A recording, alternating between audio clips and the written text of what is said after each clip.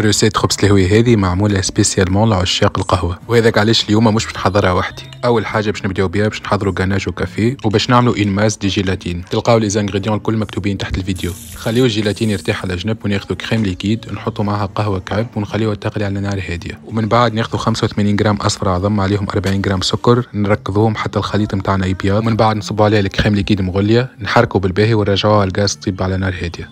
بعد دقيقتين ولا كي توصل درجة الحرارة 85 تخرجوها من على الغاز، تزيدوا عليها الماس دي جيلاتين كافيه انستونتاني ومعها الماسكاربون. الماسكاربون لنا نجمو نعوضوه بكريم مونتي اللي هي كريم ليكيد باردة مركضة بالباهي. نغرفوا الغناج نتاعنا ونخليوه ليلة كاملة في الفريجيدير، ماذا بيكم تحضروه من الليل باش الغدوة يكون حاضر. ومن بعد نتعداو للمونتاج نتاع خبز الهوي نتاعنا باش نسحقوا البسكوي سيدة سوبر اكسترا، نغطسوه في القهوة الباردة ومن بعد نحطوا طبقات كما قاعدين تشوفوا في الفيديو. نجموا تحطوا بالطريقة اللي تحبوا عليها انتم.